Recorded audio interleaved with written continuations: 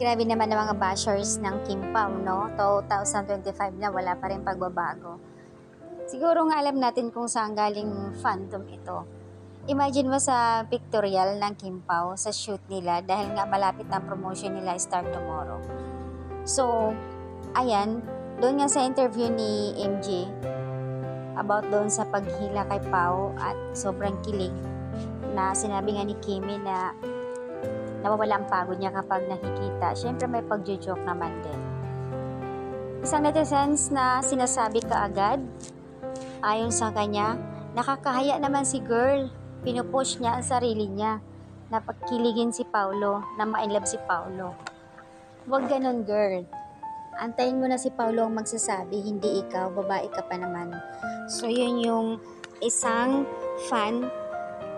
fandom, I think sa kabila talaga yan, kaya sinagot ng isang Kim Pao fans na kung fan ka doon sa kabila, wag kang mag-comment dito. At sino ka ba para pagsabihan si Kim Jong na hindi mo alam na may pag-joke yung mga iyan. So hindi mo talaga totally kilala si Kim. Binanata naman kaagad ng mga Kim Pao fans doon sa comment ng isang netizens na sa kabilang fandom yun.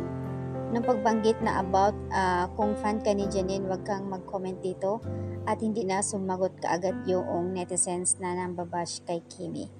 Wow! Kaya nga ayon sa karamihan, 2025 na move on na lahat.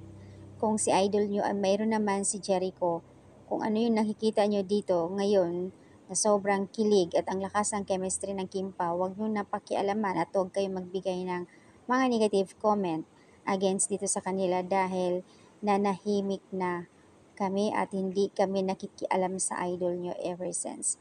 So, nagkakaroon ng pagtatalo dito sa post ng admin dahil lang doon sa binitawan ni Kim na joke at sa pag-i-interview sa kanya ni MJ. Guys, huwag naman kayong ganyan kasi 'di ba magiging happy lang tayo.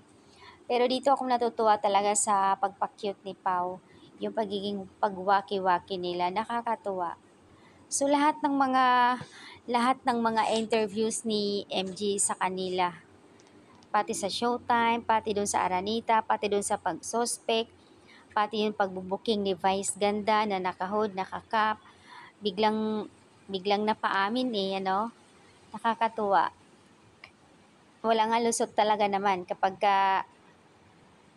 in fairness naman pag si MJ talaga yung magtanong sa kanila, honest lang talaga sila.